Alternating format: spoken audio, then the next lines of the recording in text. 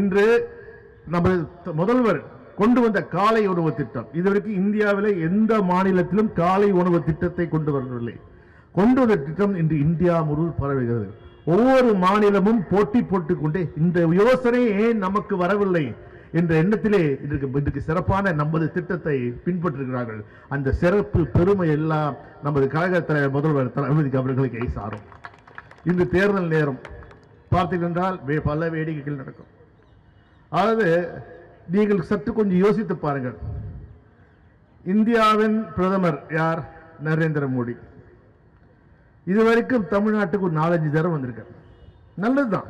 இதுவரைக்கும் தமிழ்நாட்டு பக்கம் வராதவர், பாராமுகம் உள்ளவர் தமிழ்நாட்டுக்கு வருகிறார். சென்னைக்கு வந்தார், மதுரைக்கு சென்றார், கோவைக்கு சென்றுள்ளார்.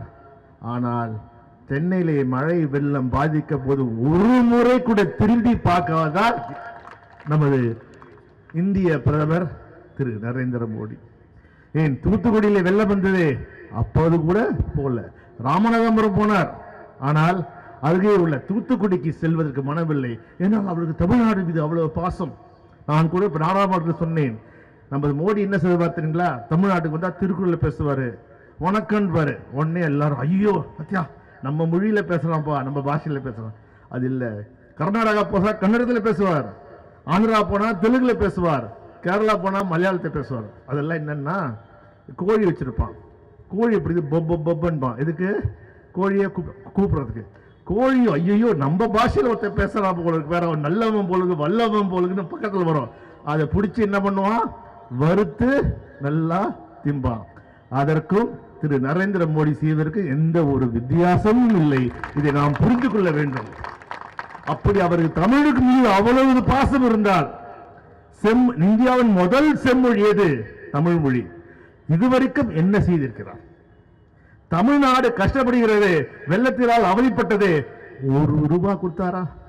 அத்தனை செலவையும் நம் தமிழ்நாட்டு முதல்வர் தளபதி மு.க. ஸ்டாலின் அவர்கள் செய்தார்கள். ஏன் இன்றைக்கு மெட்ரோ ரயில் இருக்கிறது, மெட்ரோ ரயில் புதிய பாதைகள் போட்டுக் கொண்டிருக்கிறோம். இதுவரைக்கும் ₹1 மோடி தரல. ஆனா வாயில வடை சுட சொல்லுங்க, மோடி நல்லா சுடுவாரு. அவங்க நிர்மலாமா வந்து அங்கூர் வாயில சுடுவாங்க. வெறும் வாய் பேச்சு, ஆனால் செயல்களில் ஒன்றில்லை. தமிழ்நாட்டை வஞ்சித்துக் கொண்டிருப்பது பாஜக, பாஜக மோடி என்று சொல்லிக் கொண்டே இருக்கலாம். அது மட்டுமா? பிரிவினைவாதம்.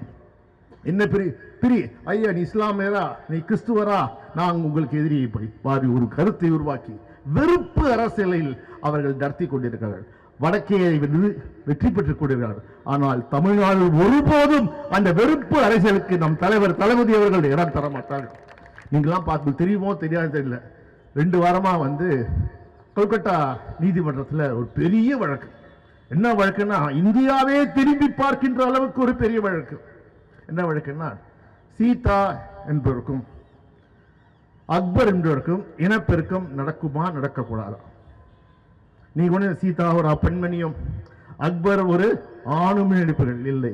சீதா என்பது 5 வயது பெண் சிங்கம், அக்பர் என்பது 7 வயது ஆண் சிங்கம். இந்த 2 சிங்கமும் திரிபுரா மாநிலத்திலிருந்து கொல்கத்தா வருகிறது.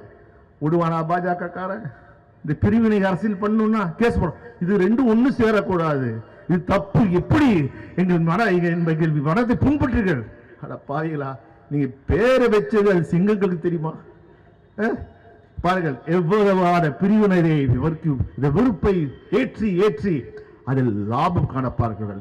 அதுக்கு ஒருபோதும் நீங்கள் இடம் தரக்கூடாது.